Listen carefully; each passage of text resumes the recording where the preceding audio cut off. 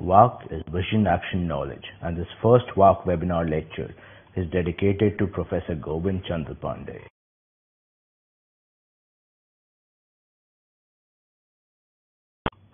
WARC's vision is best described by recalling Sri Aurobindo's words. India has been creating abundantly and incessantly with inexhaustible many-sidedness, philosophies, cosmogonies, sciences, arts, laws, systems of politics, industries, and fine crafts. Yet even in India, there is at best superficial awareness of India's intellectual and creative traditions and their relevance to the world.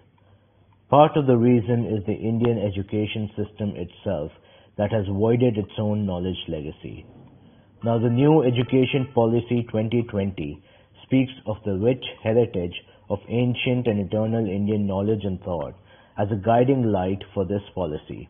That implies making Indian knowledge systems legible in contemporary language and methods of inquiry with fidelity to their distinct character. This, to use Sri Aurobindo's words again, is an endeavor to formulate a greater synthesis. This is a challenge that WARC seeks to engage with.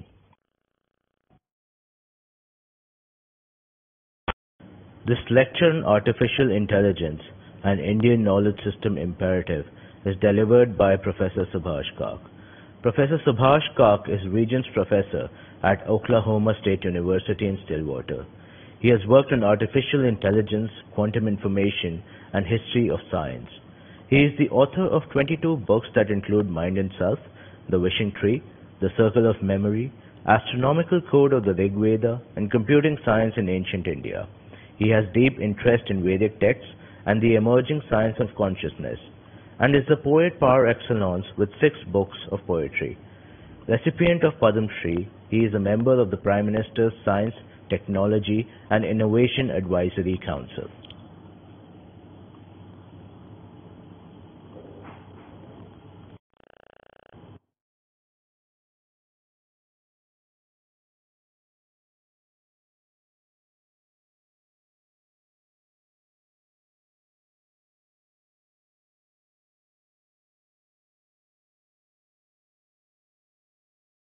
Really appreciate this opportunity to be able to speak today on Professor Govind Chandra Pandey's 98th birthday. I knew him for many years, but a few words on his career. A historian by profession, Professor Pandey was an original thinker, a philosopher and poet with more than 60 books and 100 research papers in English, Hindi, and Sanskrit. His very first book, Studies in the Origin of Buddhism, was described by the Journal of German Oriental Society in '61 as the best work on the subject in the previous 20 years. His philosophical writings, Mulya Mimamsa, received the Union Government Prize as an original Hindi work on philosophy. And Bharatiya Parampara Ke Mool Swar won him the first Shankar Award. His 3 works in Sanskrit, Bhakti Darshan Vimarsha, Saundarya Darshan Vimarsha, and Ekam Sad Vipra Bahuda Vadanti, discussed the philosophy of bhakti. And then he also wrote 2 books on Shankaracharya, and his Sahitya, Saundarya, and Sanskriti received the Muti Devi Award. His meaning and process of culture and his foundations of Indian culture present culture as the unity of vision. Now, as far as I'm concerned, my many interactions with him were as his role as editor in the many volumes of Science, Philosophy, and Culture, where he wrote or edited the books on early Indian era as far as culture was concerned. In 2004, he received the Saraswati Samman for his Sanskrit poems, and his Vedic Sanskriti and translation interpretation of the Rig Veda in 10 volumes synthesize both Western and Indian explorations on the deeper meaning and how it can be meaningfully translated.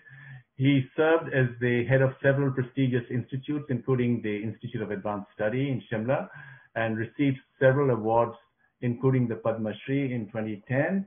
So I'm really honored to have this opportunity to speak on a topic on which he and I had some conversations, and which he would have appreciated, because we live in the most interesting times where science has reached a point where it seems to offer us all kinds of opportunities of transforming our lives and living well, but at the same time, it faces the greatest dangers, both from the perspective of relationship to society and also within its own foundations.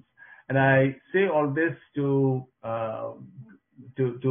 make the case that it's precisely for these reasons that we need to take a very serious look at India's own tradition of knowledge, which the great German historian of art, Heinrich Zimmer, in a book that he wrote on Indian art history in the early 50s, before he died tragically very young, he said that, and I'm paraphrasing him, he said that India puzzles and probably scares the Westerner, because what the West has come to face at that point, which is 70 years ago, is things that Indian sages wrote at the banks of the Ganges or Ganga 2,500 years prior, that how could this have happened,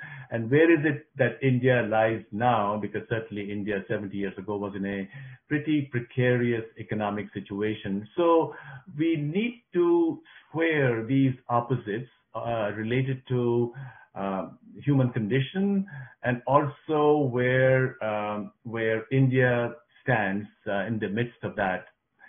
Now, what is happening as far as AI is concerned? Well, AI is transforming life in all the different ways that one can imagine. And each one of us already knows how social media is changing us and connecting us across the continents and bringing us information. But at the same time, we also know that this is led to concentration of power, and people can be cancelled if what one wants to say goes counter to what the elites want, as we saw when the former president of the US, Donald Trump, was thrown off the various social media networks. So all this can happen. That's one side to it. The other side of AI is that its pervasive automation is unstoppable, and more jobs will be permanently lost across the world. And we are seeing examples of it, for example, in Britain, where there are more than 1,000 centers that have cropped up across the country, where people are given supplies for home and toothpaste and this and that, because jobs are gone. And this creates a lot of challenges. The other side to it is that people are imagining that computers eventually will become conscious. And if they become conscious, and this will happen, this is how people look at it, that the more computers are able to emulate the processes in the brain and in one's consciousness, one would be able to create what are called EMS, E-M-S, EMS, which are emulators of each individual. And these EMS could be stored in powerful computers, and then they could be later on embodied. And therefore, in this particular sense, humans will become immortal. And this, with some wryness, one can recall the famous shlok in Ishavasya Upanishad, where it's stated that Vinashena Mrityu Titva Sambhutinam Amritam Ashnute. Or from avidya you get immortality. From avidya you overcome death, which is something like this. And with vidya, which is deeper knowledge of consciousness, you get immortality. But it's really not quite so, because there was a high-level committee created in the US a couple of years ago of some leading scientists from across many different disciplines, including computer science, physics, neuroscience, philosophy, and so on. And we met several times. I was a member of this committee, and the committee was tasked with this question of whether computers of the future, not necessarily short-term future, even 50 years from now or 1,000 years from now, would become conscious. And the opinion was divided. There were some who thought that they would become conscious, and these were generally people who do computer science or materialists, or some of them were Buddhists. And the others who were into quantum theory or who were Vedantins. These were the two philosophical thoughts, and these were all Americans and Europeans, excepting me. The two philosophical thoughts outside of those who are hard-boiled scientists were either Vedanta or Buddhism. And within Buddhism, the idea, people, and these were of course not very knowledgeable about Buddhism, the whole idea of shunyata, if there is shunyata, if there's nothingness, and if consciousness arises within us, likewise it could arise in computers as well. While on the other hand, those who do Vedanta or quantum mechanics, their whole idea is that the observer is always apart from the physical system. And in fact, two things. Quantum mechanics is the deepest scientific theory there is. And secondly, one of the two creators of quantum mechanics, the Austrian Erwin Schrödinger, was actually a Vedantin. And in his own autobiography, he says that the central idea of quantum mechanics to him, which is the idea of superposition, that exclusive things can coexist at the same time, he claimed came to him from the Upanishadic Mahavakya, I am Atma Brahma, that this Atman, which is this small thing within each individual, is the entire cosmos, is a sum of all possibilities. So to this extent, Indian knowledge system underlies the deepest scientific theory already, although many people in India don't know it. But Westerners are quite aware that Vedanta has played a very central role in the development of science, in quantum mechanics. But now, as science stands, well, first of all, two things happened. After the Second World War, because Schrödinger was a German-speaking guy and most of the creators of quantum mechanics were from Europe, there was a reaction after the Second World War, and a lot of philosophers of science or interpreters of quantum mechanics have tried to give it an interpretation where there could be an explanation for observers also in terms of quantum mechanics, but it really hasn't worked. And the orthodox interpretation where consciousness is always apart, observers are always apart from the material system, still is the majority view. So, but in spite of this, science as it stands now, in its own foundations, has reached a crisis point. And one aspect of it is that Einstein's theory of gravitation or Newtonian theory of gravitation doesn't work when we look at cosmology. You're not able to explain the motions of galaxies and stars, and therefore science has been forced to postulate 96% of physical reality in terms of dark matter and dark energy, for which there is not a shred of evidence. Even though people have been looking for it, there is no evidence whatsoever until now for either dark matter or dark energy. You know, it's like people in the past invoking ghosts to explain certain processes they did not understand. So this is a crisis. In fact, right now, all of physics is based on 0.5%, 0.5% of the observable universe. If you accept this 90% reckoning, because you have 96% dark matter and dark energy, and 3.5% interstellar gases, which you cannot see. So that takes care of 99.5%. So the actual physical universe that you see or astronomers see is only 0.5%. And clearly, if there is no evidence of it, there is probably more likelihood that the whole framework has a problem. And we need to relook physics from a new perspective, just as 100 years ago, before the birth of quantum mechanics, physics had to be relooked because they could not explain why the electrons moving around the nucleus in an atom did not fall into the nucleus because their charges are different. The nucleus is positive, the electrons are negative, the electrons should collapse into the nucleus. And for that, quantum mechanics had to be needed, so maybe we need something else.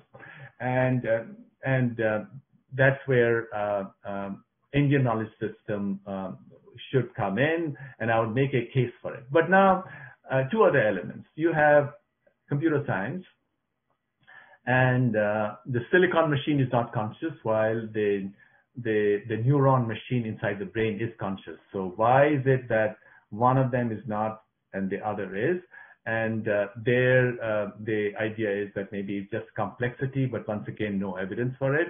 Third is neuroscience itself. All the research that's been done to look for neural correlate of consciousness. And you can look for it using functional MRI, for example. You have a subject and he's all instrumented up, and you look at which points or parts of the brain light up based on various cognitive tasks the subject is doing. And what they find is that there is no single module which lights up when a person is doing cognition. It can be all scattered all over the brain randomly, so to speak. And therefore, the conscious self seems to be missing inside the brain. Of course, there is a correlation. You know, it's somewhat like a simple-minded example that is given is like a radio receiver receives all the signals and is able to produce sound, etc. But the sound does not actually come from within the radio receiver, but you do need the circuitry, and likewise you do need the circuitry of the brain. If it's broken due to a stroke or injury, then clearly consciousness doesn't work. But if it's all intact, but it doesn't truly reside, consciousness doesn't truly reside. And philosophically, the creators of quantum mechanics spoke of something called a parallelism that exists between the physical system and consciousness, and that creates philosophical problems about how do the two interact with each other. So this is sort of the setting then for me to introduce where India can come in, or Indian knowledge can come in, just as it did already come in 100 years ago in the great work of Schrödinger in his creation of quantum mechanics, or prior to that also, 1850, India played a central role in the development of modern science. In 1850s, there were three Englishmen who created what is called mathematical logic theory, or mathematical machine theory. and these three were Charles Babbage, um, and two others, and George Boole and De Morgan, Augustus De Morgan. Now, they created that, and Charles Babbage even tried to create a digital mechanical computer, and that's why some people call Charles Babbage the father of computer science or computer machines. And as you know, computers are at the basis of all that has changed in our modern world, not only in our use of social media, but in all the machines that are run by it, and more and more in AI, these machines can work autonomously, and therefore this scepter of machines being everywhere, and what are humans to do if they have no jobs, which is of course a cultural and social element to deal with society related to knowledge, which is something that Professor Pandey had thought about quite deeply and spoke in his book on the Vedas. But now let me go back to the story of 1850s. George Boole died soon afterwards, late 1850s. He died somewhat young, but his wife was a well-known science writer herself. And in 1898, she wrote a very famous essay going back over the development of that mathematical logic or machine theory. And she said, look, we should also give credit to India. And this is, of course, quite a surprise, because her uncle was George Everest, who had been the Surveyor General of India, and after whom the highest peak in the world is known, and his house still stands in Mussoorie, I believe. So she said in her essay, she said, George Everest used to come back to London quite so often, perhaps every summer, and he had his own salon where he would talk about all that he had learned in India. And Mary Boole writes that George Everest brought back to England the work of Navya Nyaya school, which had arisen in Bengal and Bihar about 1,000 years prior, who had developed, according to all modern scholars of logic, who had developed the entire framework of mathematical logic, which is equivalent to mathematical logic 1,000 years prior. And so, according to Mary Boole, George Everest was the person who explained it to these three people in his salon, and what they did was to rewrite it in modern language, and that was another way Indian knowledge system has already transformed the world. But now let's come to what is it which is possible, or how do we position what we know of the Indian knowledge tradition. First thing that I want to mention is that something very tragic happened 70 years ago when India became independent.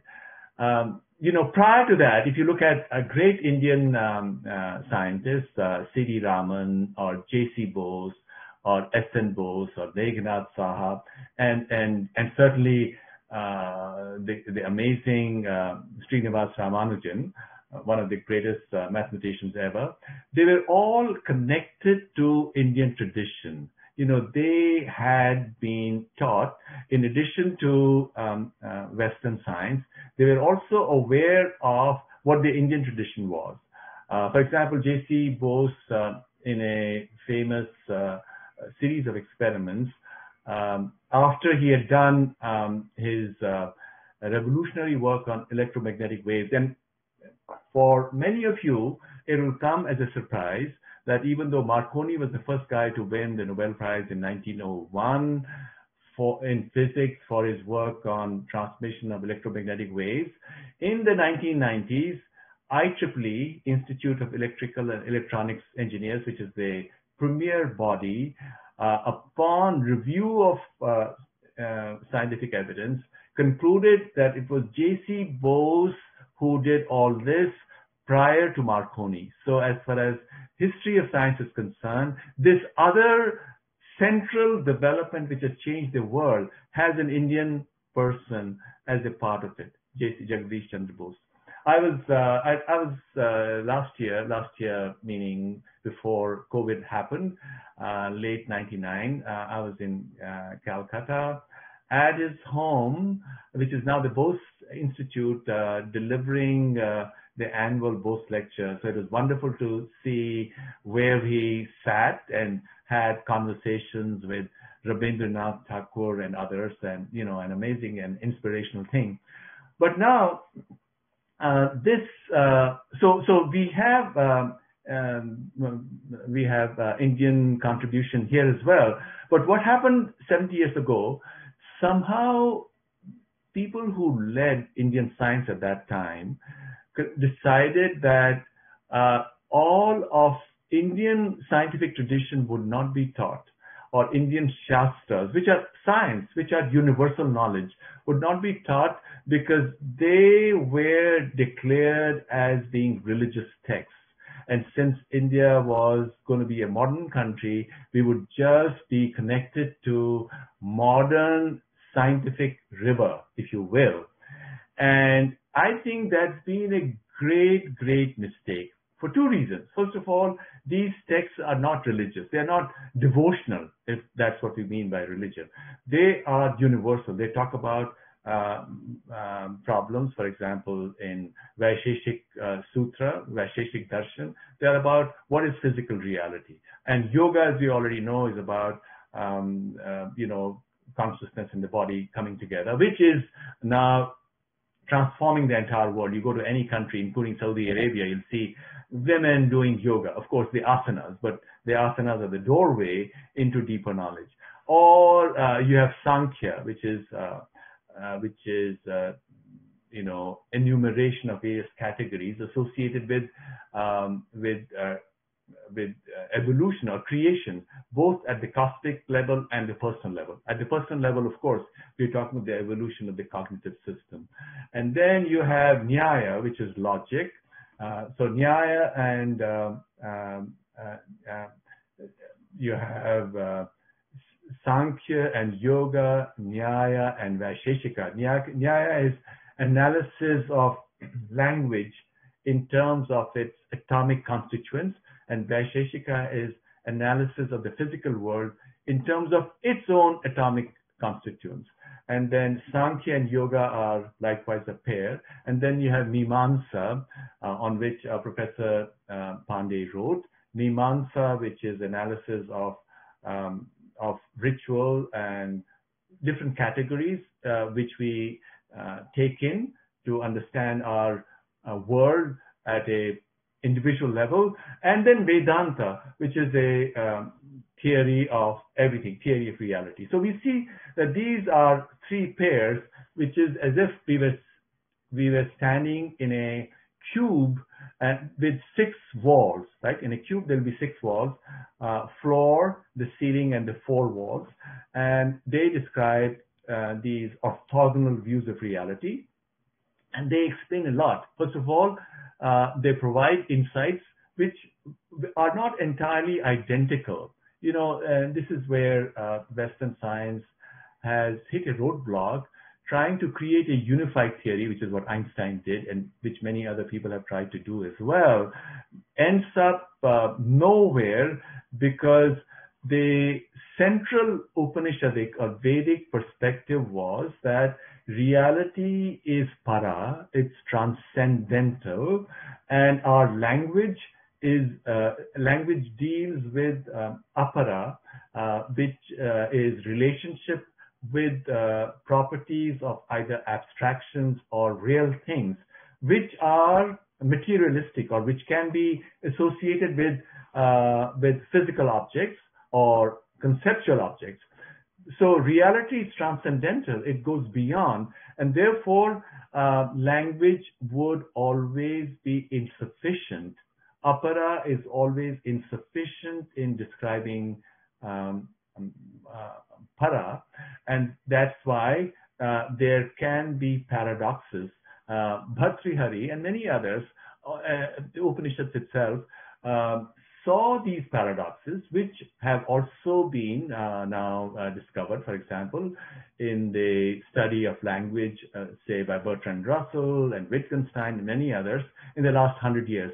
Brings us back to what Heinrich Zimmer wrote 70 years ago about how so much of what is now central to Western thought was a part of Indian thought at least 2,000 years ago. It's incredible. You look at Upanishads, such inspirational stuff, which can sort of energize us to go and look at not only in this modern world at the beauty that lies in the material world, which we can explore by seeing different places and hiking and climbing mountains and exploring seas, but also the infinite capacity that lies in the explorations related to the inner world, which the West has not acknowledged until recently, and now they are trying to do so in this incipient,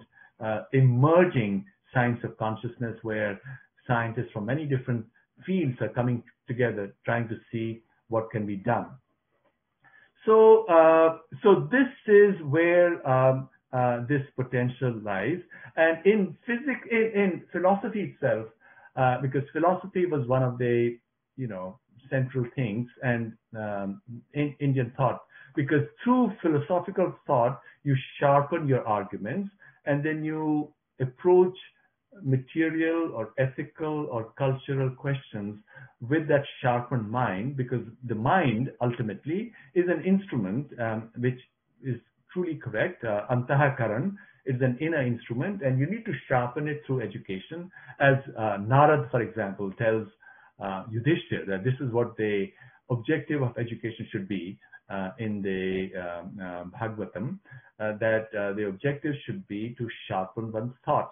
So what happened was that we, in 1947, we abandoned all of Indian sciences, and then we also abandoned our own languages, because if you look at all successful nations like Japan, China, Korea, Sweden, Germany, any other, the sciences and all subjects are taught in the mother tongue, and which is not to say that one should not do English in India. English is wonderful too. You should teach English, and you should teach it very well.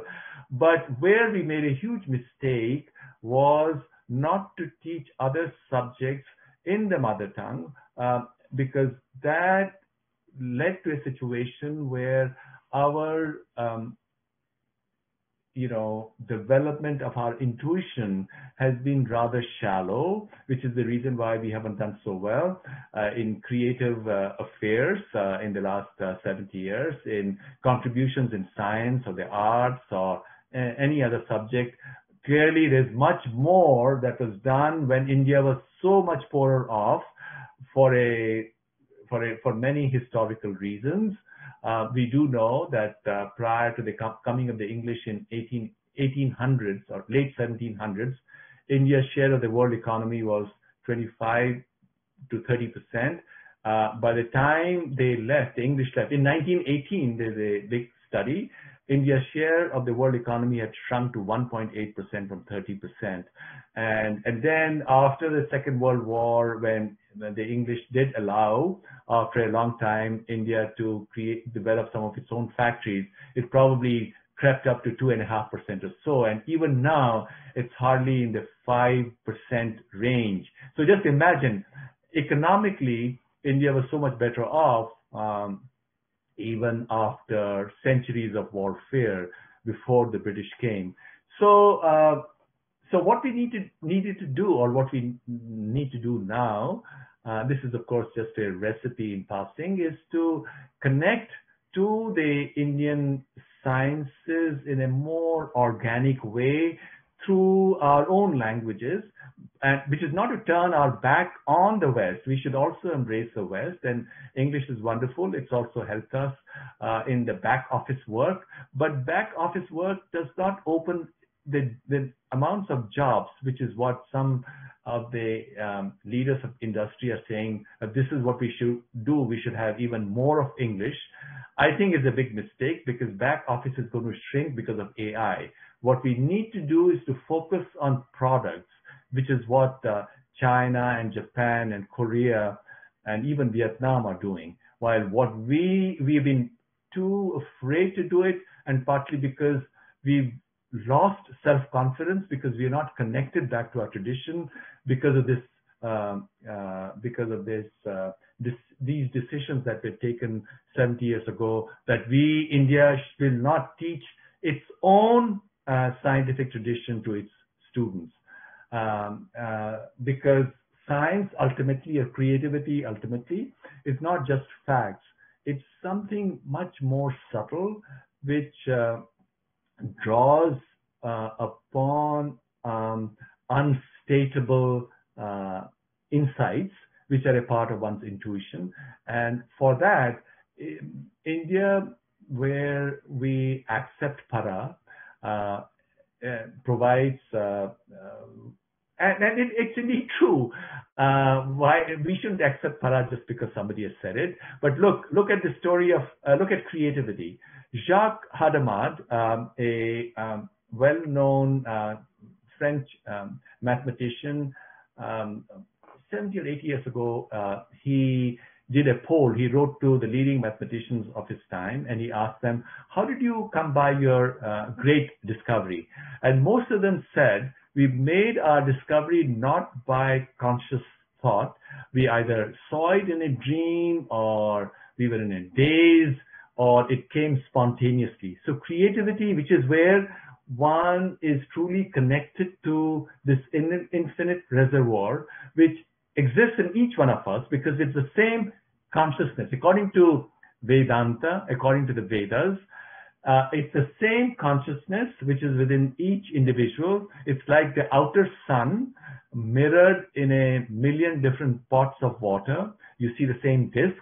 So it's the same one consciousness mirrored in the machinery, the brain machinery of a billion or 6 or 10 billion sentient beings. So it's the same consciousness which reflects, and if your machinery, if that water has ripples, as Patanjali says, you have to avarodh them, you have to stop that. Vrittis, you have to be nirodh them.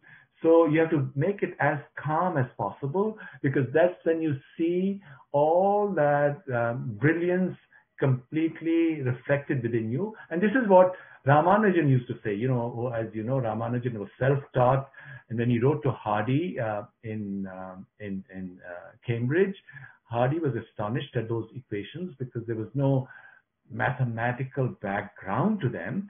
And so he went over and he wrote many papers, and he died very young, in his early 30s, 32, I think he was. So Hardy would ask him, how do you come by these equations? Because that's not how standard science is done, or standard any stuff is done. You have a body of knowledge, then you sort of play around with it and come up with something else, come up with something slightly different. He says, well, his own family's Ishta Devi was goddess Namagiri or Namakal, and of course one doesn't have to take it as a literal truth, but what he meant was that the goddess comes to him in his sleep or when he's lucid dreaming and dictates these formulas to him. Now he died, I think, in 1920 or so, when he was 33. 50 years after his death, in the 1970s, his notebooks, when he was dying, in his last year or two, he fell very sick in England. He came back, and he scribbled on these notebooks. They were discovered by mathematicians, and the last, since 1970s, the mathematicians have been working on them, and they're absolutely astonished. Where did these equations come from? So this sort of seems to conform to the Vedic idea that that consciousness works outside of just the process in the brain. It's sort of totally different from the notion that the egotistical, egocentric individual would say that, hey, I created this, I found this. The Indian view is that the goddess spoke through the individual. You know, it's just the opposite way, that it's not you that you found it, but you became the right receptacle to receive this wisdom. And just as, you know, that avataran that Krishna speaks of in the Bhagavad Gita, we become instruments of consciousness, and that's what drives evolution of the world in a particular way. Now, modern India's greatest physicist was a good friend of mine. He passed away last year, George Sudarshan. He was a Malayali, but he's also a Vedantin. And in the 1970s, he wrote a very famous paper where he showed, and this looked at the problem of the interaction of consciousness and the material world. He showed that by observation alone, the observer can steer the state of a quantum system. Because, you know, and this is something that was also a part of the debate within India centuries prior. And the debate was, how does the deity change the world? Because the Vedas also acknowledge that everything is according to rit, meaning laws. If everything is according to laws, then how can any imagined deity like Vishnu or Shiva or Saraswati or whosoever one might want to think of can change the world? Then the deity becomes superfluous.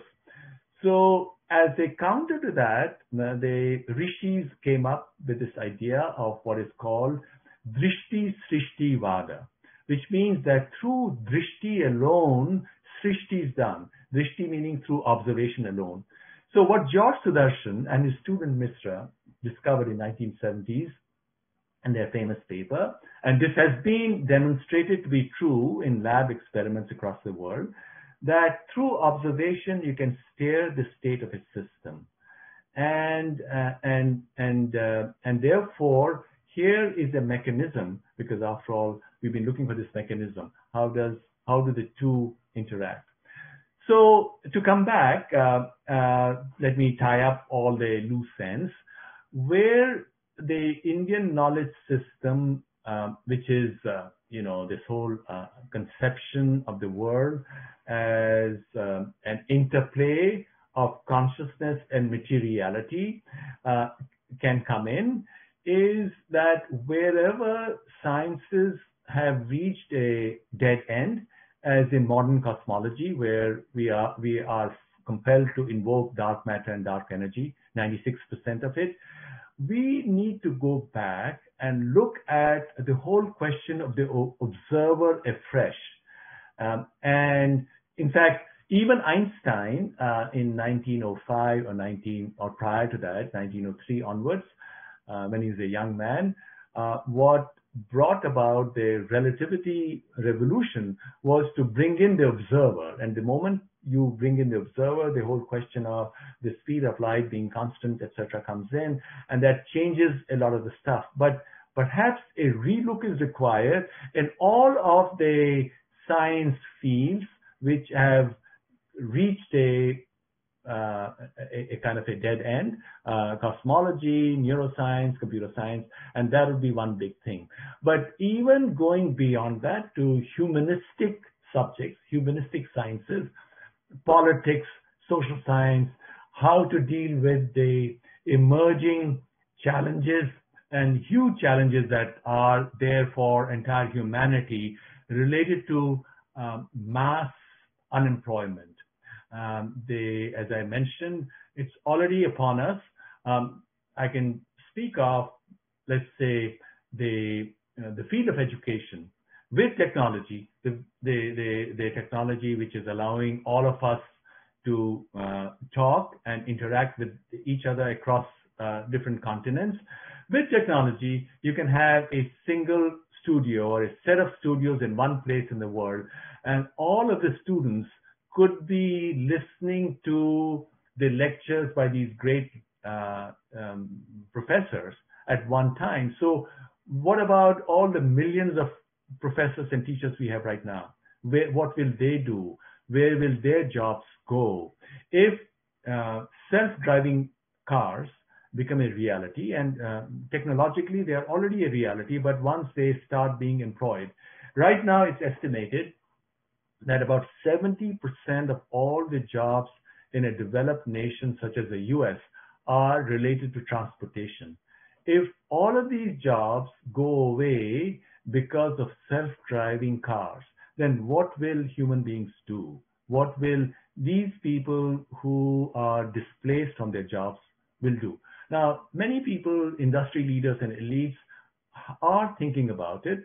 So what they are saying is that we will have a system of UBI, Universal Basic Income, and everybody will be given, say, $500 in the US for, say, US society, which is just enough for you to live, basically have a room, have subscription to Netflix, social media, and possibly liquor or drugs. You know, eventually people will do that, because unless you're very well together, if you believe only in your body, then you'll probably get addicted, as is already happening in the US.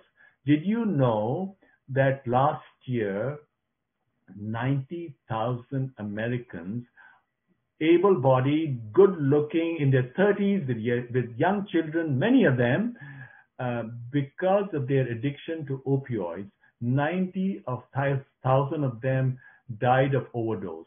You know, this is a huge epidemic, and this epidemic is going to get worse unless this materialist view, which is the standard view, which is driving policy, which is also driving the neoliberal program of different policy interventions which have been adopted across the world. Unless one goes beyond it, because this view has done some good, because the body is also a fact. You know, you can't run away from the body and just say that everything is mithya, you know, jagan mithya. No, we're not talking that. I'm personally totally inspired by this other Vedantic view, which looks at the physical universe also as a body of Brahman, or Shiva. You know, you have both Shiva as consciousness, and then the embodiment of Shakti. Shakti is Vimarsha, and Shiva is Prakash. And Prakash and Vimarsh coming together is what occurs within each one of us. So I think this has the potential, in my view, of dealing with all these challenges, not only in India, providing us new ways of looking at both the scientific challenges, which are probably ultimately not as serious because science can wait, or it can be slow or fast, but social challenges, which are going to be extremely enormous, in my view, as jobs go away. So we have to rethink everything. But we will be able to rethink all this only if we knew our own amazing, extraordinary Vedic tradition. We, strangely, 70 years ago, decided to throw it out of the window. We need to embrace it. And this is what Professor Govind Chandra Pandey did in his work, inspirational work. For example, his work on Buddhism. A lot of the stuff that that Indologists have written over the last 100 or 200 years, which is what we have let ourselves be guided by, is superficial and wrong. Why am I saying it? The great Sri Lankan scholar of India, Ananda Kumaraswamy, wrote, I believe in 1920s or 30s, he wrote an essay where he says that literally everything that is written about Hinduism by Western scholars and their Indian followers is wrong. And I totally agree with that.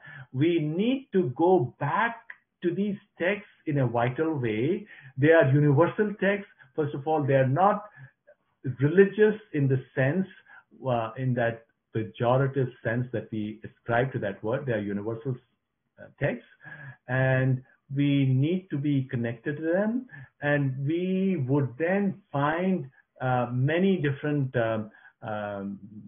resolutions related to social organization. And we need to go back and we need to question medieval interpretations as well. We need to go back to the original text, because just because somebody wrote something in Sanskrit 400 years ago does not necessarily mean that we got to accept it. We must go back, and the open-minded way in which the Vedic rishis looked at all of these questions is what we need to be connected to once again.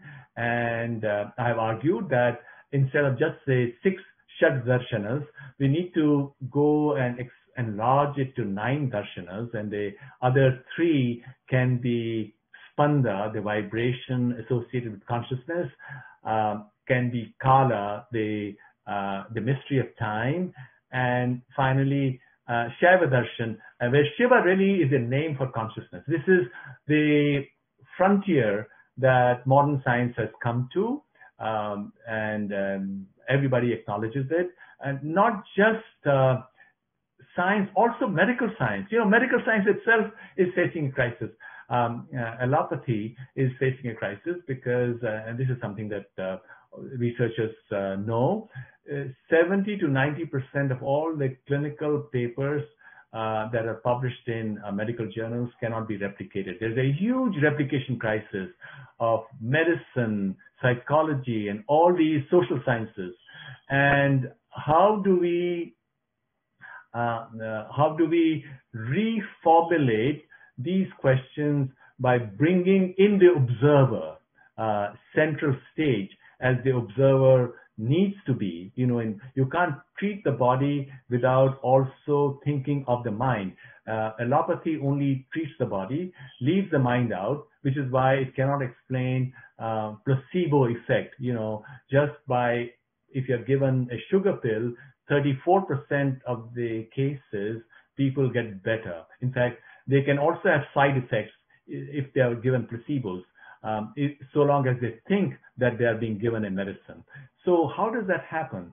We need to bring back all of these sciences, and even Ayurveda does provide a place to mind. And also Ayurveda also does analysis in 3 categories. Modern math or logic has shown that ternary logic, or logic in 3 categories, is superior and more efficient to binary logic.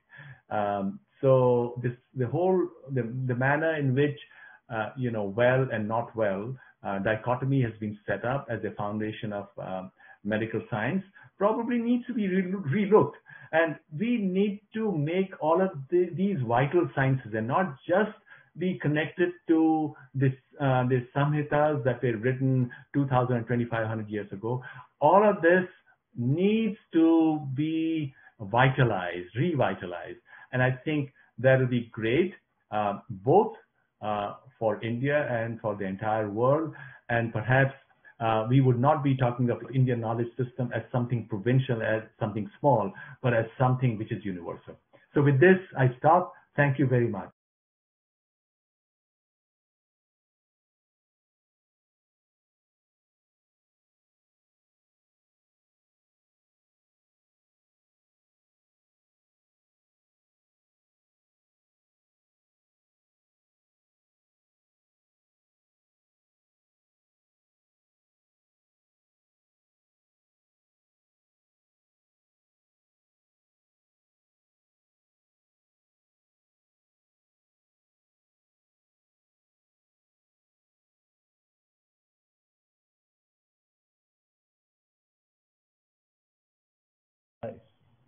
Well, but you got to be in the right field. You got to be in the cognitive science field, right? Yeah, in cognitive science. Yeah, well, then you have to set up. The most important thing in all of such research is setting up the experimental situation so that you can draw out that new insight. See, for example, the great work of UC Berkeley cognitive scientist Lebet in the 1970s. What he did was they're working on patients who are undergoing brain surgery. The patient is awake because there are no pain receptacles in the brain. And so the patients were asked to press on a button at random events, at random moments. And then this was recorded, and then they could see as to what point in time in the motor cortex related to the index finger voltage had built up. And what was discovered was that 100 milliseconds prior, because you could account for the time that impulses will take to go from the motor cortex to the tip of the finger. So it was discovered that before the volitional moment at which that button was pressed, 100 milliseconds prior to that, potential had already built up in the motor cortex related to the finger. So what that means is that a lot of what we imagine to be volitional decision making is being done automatically. So this brought out a very controversial topic, controversial and rich in possibilities. So this is what one has to do. And I think once one can look at that, personally, my own research, I can tell you one of the big discoveries that I made in 1993 about the very organization of the Rig Veda. People have had the Rig Veda before them for the past 2,000-3,000 years, if not longer. So I was sitting in my living room. This was November 1992. I was reading the New Yorker magazine, and there was this essay by John Updike, and it mentioned how the size of the sun and the moon is about the same, looking at it from the earth. And suddenly something happened. For no reason, I knew the size of the sun and the moon had something to do with the very organization of the Rig Veda.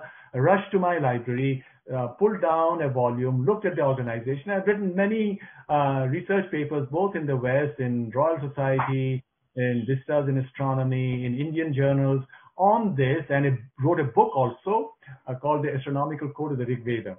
So how did this happen? It didn't happen by my conscious mind.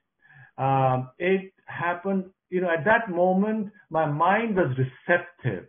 Or last year, during the beginning months of the pandemic, I was just tossing around. I was with my daughter in Miami. We were all, in prison, so to speak, in our homes. Who is this gentleman? So the idea came from nowhere. What if space was not quite three-dimensional? What if it was also fractal? And that idea helped me solve a problem which was called by Scientific American a cosmological crisis related to the Hubble tension, why the rates of the expansion of the universe by two different methods are different. And I published a paper on it in Nature Scientific Reports and many, many other papers since then. And they sort of, each one of them have come out spontaneously. I didn't know that field at all. So there are two sides to it now. First of all, we must go back to the text with an open mind and with humility, because it's not what we do through our ahankar which helps us find all these things. We should approach them with humility and approach them as universal knowledge, and that this potential lies within each human being. And then also use, the sakshis within us. Our mind is the only instrument we have, but this mind can also lead us astray. So fortunately, we have the sakshi, this image of Krishna and Arjuna. The sakshi is watching, and this is also described in the Rig Veda as Dva Suparna. There are two birds on the branch. One of them is just watching, the other is eating. So the Sakshi, which means the critical method, we have to be ruthless. We have to let the Sakshi tell us, is it true or is it false? Are we imagining it just for personal glory? Because then more likely than not, it's false. So so long as we do it, uh, we shall be able to show the way. I can tell you that the world at this point, certainly at the personal level, because the fear of AI is lost, but also at the scientific level, that was the point I was trying to make, and in medical sciences. And we see this in all the controversies that are taking place related to COVID and how you have this whole idea of some people dominating and even not letting scientists who are dissenting have their say. See, for example, these professors from Stanford University, they have a certain view of how COVID should be dealt with, but they've been banned from the social media. So you also have all those things, processes at work. So we got to be approach all of this with total openness and let the Sakshi guide us. And then that's when we'll find the way. That is where the avataran takes place.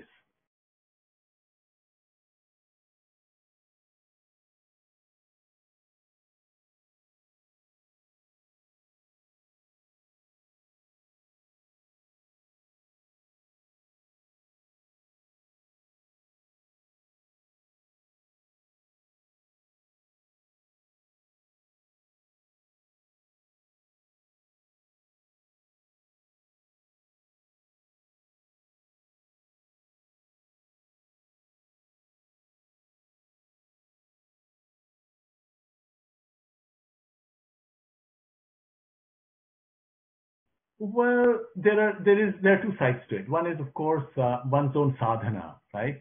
Sadhan as an instrument which helps us navigate, right? So, and the sadhana could be of so many different kinds.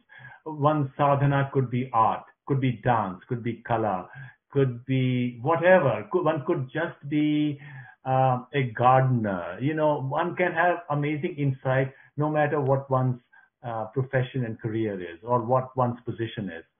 So whatever one's sadhana, that's related to one's temperament, what one is born with, our Karan Sharif. So whatever one's temperament, so long as you the approach it with total honesty, you shall be given gifts. Those anubhutis that will come by will be transformative. So one's got to be ready to receive. There is this parable, and this parable is an Indian parable which was used by T.S. Eliot in his four quartets. He says, well, first of all, let me tell you what the parable is. The parable is that here's this young person. He sees this dream that he's going to get this great treasure, and there are certain signs as to where the treasure is going to be, and he's driven by it, and he goes to another city. He thinks that maybe the signs point to another city. He goes to that city and he works there, and he looks for that place where the treasure is buried, doesn't find it, goes to another city, etc., etc. And after many, many years, 40, 50 years, when he's much older, he gets a sign that he should return to his home and dig in the back garden. And he digs in the back garden, and that's where he finds the treasure. And T.S. Eliot, in the four quartets, says that the end of all journeying is to go back to the starting point and discover it afresh. I'm paraphrasing, I don't remember the exact words. Afresh for the first time. So it's all here. Each human being has it, that potential. And that's what the purpose of life. Veda means knowledge. Now, you can't, the Vedic hymns are difficult to decipher because we've been separated from them for a long time. We don't have that living tradition, but we have the Upanishads, and they inspire us in different ways. And Upanishads are very easy to relate to, and they should be our first starting point. And then ultimately, each one, anybody can be like that, can be in that state. What Whatever your chosen career or chosen thing you want to do in your life. It can be dance, it can be music, it can be painting, it can be business. It's not that business is any worse than anything else. It can be that you are a farmer. Whatever one is, in so long as one approaches it with that purity of heart, you will become like a rishi. Who's a rishi? There's a very interesting linguistic etymological connection. Rishi is connected to rickshaw, which are bears. Rickshaw. In fact, the Saptarshi are also called rickshaw in one of the hymns. So what the bear does is to go and does that tapas, or sleep. Bear sleeps in winter and then comes out of that sleep, and the rishi does a similar. He doesn't sleep, of course. Has to do tapas, and through that tapas arrives at insights, and that tapas is really that true fearless examination of oneself. So it's not an easy journey, because that examination of oneself can also lead to pain. But it's, I think, a wonderful journey. And if one does that, no matter what one's field is, as a writer, you can do great stuff. And this is where, once again, to bring in pre-independence and post-independence, and of course there have been some great post-independent scholars and leaders and writers, such as Professor Pandey. But pre-independence, you find more people writing wonderful stuff. Why did the volume dry up? Because maybe there was that feeling that we should be talking about ourselves. We should say whatever we are doing, and while you're doing it, you're also examining yourself. So self-examination, swadhyay, that is one of the yams and niyams that Patanjali speaks about. Swadhyay is the way, because when you swadhyay, that's when Sakshi speaks to you. And I think that should be one of the ways. This is not to turn one's back to the West. Western science is beautiful. We embrace all of Western science, but Western science needs more of this inspiration at this point, and we can be in a position to provide that leadership if we do that swadhyay and approach Western science, because Western science is like the body, and swadhyay is that consciousness that provides that new insight. And these two need to come together. And I think this cannot be emphasized more, that this journey is to embrace all of outer sciences and re-energize them with new insights from the inner sciences, which is a part of Indian tradition. Now, the rishis, even in the past, said, for example, Narad speaking to Yudhishthir says, you must do all the shiksha and all the outer sciences that were known at that time. As you do that, you will reach paradox or paroksha. And each of that paroksha allows you to get into a deeper state. That is what rebirth is. That is what punarjanma is. That is what moksha is. Moksha is freedom from the karmic chain of mechanical thought that one was caught in. So one doesn't have to wait until end of this body, because we are in this body itself a continuing chain. One doesn't have to do that to find that mukti or moksha, which provides us new insights.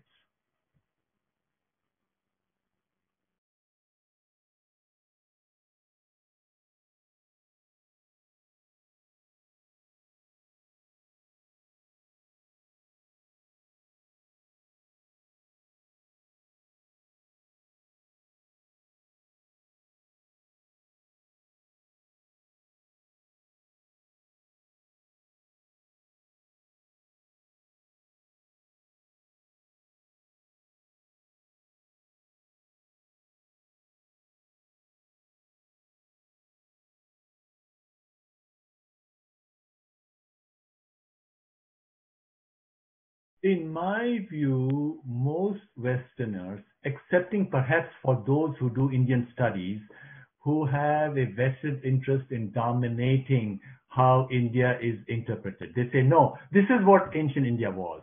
In fact, some of the most Indophobic, and Indophobia is a word which is used by American historian Thomas Troutman. Most Indophobic people are Indian studies, but most other Westerners are very open-minded.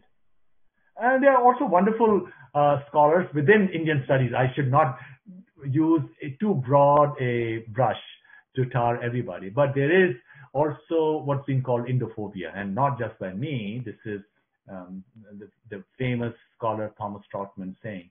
So India has been misinterpreted to the world and to Indians themselves, and sadly, we've adopted this misinterpretation. But most Westerners are open-minded. So rather than wait for other Westerners to come in and present things, and things are changing as India is getting more prosperous, and there are a lot of other interlocutors who are speaking of all of this. We have to do a better job. We have to present all this not in an emotional way, in a scientific way, in a rational way, in a way such as Professor Pandey did, talking about Buddhism, for example. He showed that it was the dichotomy that certain Buddhologists have made of Hinduism and Buddhism being different is a false one. In fact, on his own deathbed, as described in Mahaparinirvan Sutra of Mahayana, the Buddha says that, look, and this is a beautiful passage. People come to him, they're crying, they're saying, what will happen to us because there is nothing now that you're going to die or you're going to pass. So then he says, look, what I told you, or I didn't answer the question about Atma, was because you were too attached to your ways and ritual and this and that. But in reality, there is something which is permanent. So this whole idea of anatta or anatman, which some Buddhologists have run with, is not true in his own life. On his own deathbed, he accepted that indeed there is something which is permanent, which is really the very heart of the Vedas is what? The very heart of the Vedas is that you have the outer reality, you also have consciousness, which is one, right? And even if you didn't know all the texts, and this is what the great sons, for example, they didn't know Sanskrit. You don't even have to know Sanskrit. So long as you're truly guided by your own consciousness, by your own prajna, you will find this. And you have to be truthful. And that's why these truths have also been cognized by people in other cultures, mystics in all cultures, right? A mystic is one who goes with his heart, or his or her heart. So this is what is needed. We need ourselves. First of all, you can't be, as I mentioned before, you can't be Atma Nirbhar without Atma Vishwas and Atma Samman. You cannot have Atma Vishwas without Atma Samman. You can't have Atma Samman unless you are connected in an organic way to our own tradition. Either you say it's all nonsense, we reject it. But what's the basis when we see that the greatest people in the West, like the greatest scientists, have been inspired by it? And not just scientists. Look at the greatest writers. They've been inspired by the Vedic text. Greatest novelists, they've been inspired by the Vedic text. So why don't we approach it with humility? And if you don't like it, throw it away.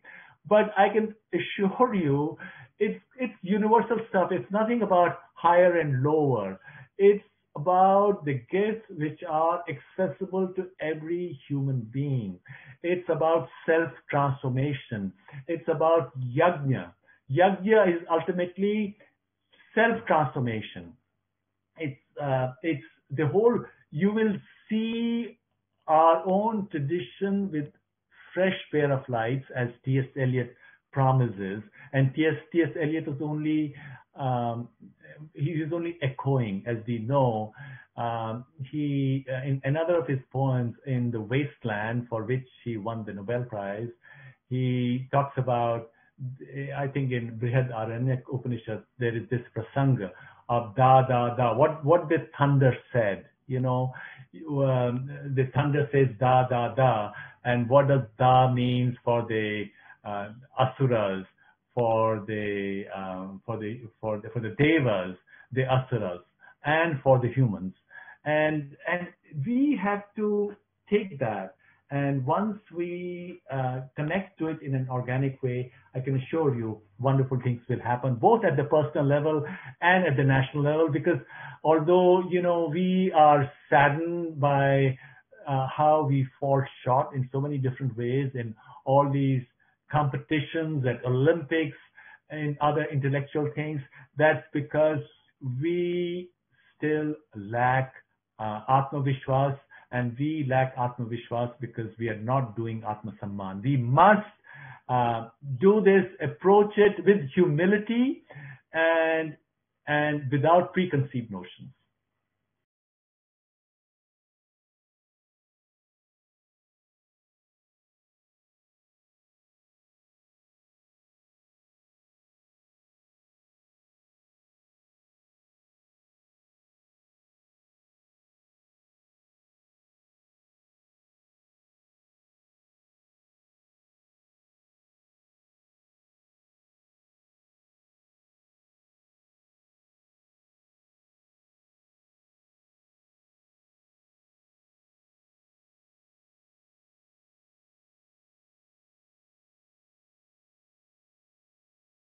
Okay, well, you look at the Buddhist tradition itself. There were many other schools such as Yogachar, Sautantric, and of course you have the Mahayana tradition. There were so many, and they were all battling each other. In fact, I know looking at the Tantric texts from Kashmir, Abhinav Gupta, Utpal Deva, and so on, they were critiquing the many Buddhist discussions of the nature of mind and transitoriness, etc., etc. Is there something which is permanent? They were discussing all of this. Now, I think where I must first of all say that I did meet Professor Dayakrishna at one of the conferences organized by ICPR in Delhi. I think it was 20 years ago or so.